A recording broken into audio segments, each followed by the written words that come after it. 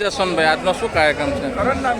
આજનો દિવસ સંકલ્પ દિવસ ડૉક્ટર બાબા સાહેબ આંબેડકરની ડૉક્ટર બાબા સાહેબ આંબેડકરે દરેક સમાજના હિત માટે, દરેક સમાજના ન્યાય માટે, દરેક સમાજને અન્યાય ના થાય માટે જે બંધારણ બનાવ્યું છે એ બંધારણ આપણે જાળવવાની સૌની નૈતિક ફરજ છે.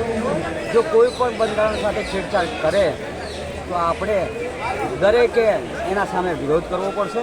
ડૉક્ટર બાબા સાહેબે માત્ર દલિતો માટે જ નહીં પણ સર્વ સમાજ માટે જે બંધારણ બનાવ્યું છે અને એ બંધારણની દેનને કારણે આજે આપણે બધા જીવી રહ્યા છીએ, એના કારણે આપણને અત્યારે ન્યાય મળી રહ્યો છે. પરંતુ ક્યાંક ને ક્યાંક બંધારણ સાથે જે છેડછાડ કરવાના પ્રયત્નો કરી રહ્યા છે એ ખરેખર દુઃખદ બાબત ગણાય.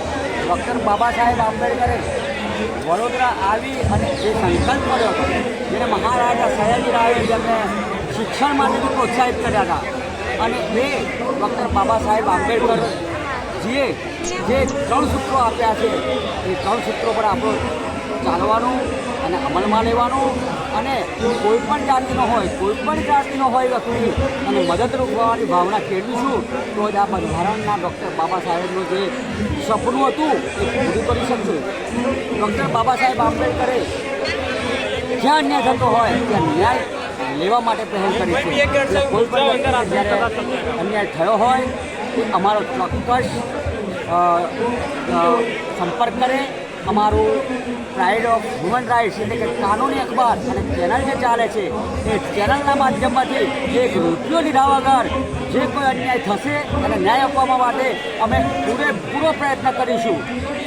ડૉક્ટર બાબા સાહેબને આજે યાદ કરી અને આટલું વિશાળ ભારતમાંથી ખૂણેખૂણામાંથી જ્યારે સંકલ્પ દિવસ માટે વડોદરામાં પધારી રહ્યા છીએ ત્યારે સૌ દેશભક્તો અને બંધારણને જે પાલન કરવાવાળા છે, ન્યાયપાલિકાના જાળવવાવાળા છે એ તમામને હું વંદન કરું છું, અભિનંદન આપું છું કે ડૉક્ટર બાબા સાહેબે જે બંધારણ બનાવ્યું છે એનો અમલ થાય, આપણે કોઈને અહિત ન થાય એનું ધ્યાન રાખવું જોઈએ.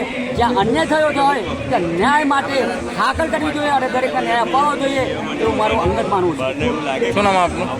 મારો જશવંતકુમાર લાલજીભાઈ, હું મહીસાગર જિલ્લાનો લુણાવાડા તાલુકાના કોઠંબા ગામની વતની છું અને 2015માં કોઈ ભાઈને ઉત્તરાયણના દિવસે બચાવવા માટે આવ્યો હતો અને એસએસજી હોસ્પિટલમાં મારા પર હુમલો કરવામાં આવ્યો હતો અને માત્ર એનસી જ્યારે 6 ઓપરેશન કર્યા હોય ત્યારે માત્ર એનસી ફરિયાદ નોંધી હોય પોલીસે, એટલે પોલીસની મેણાપીપળી એસએસજી હોસ્પિટલની મેણાપીપળીના કારણે હું અત્યારે એક વકીલાત તરીકે અને દરેકના ન્યાય માટે હું વડોદરામાં 5 વર્ષથી હાજર થયો છું અને મારી નજરમાં કોઈ પણ આવશે અન્યાય થતો એને ફ્રી ઓફ ચાર્જમાં હું એને ન્યાય અપાવી દઈશ એ મારી ગેરંટી છે.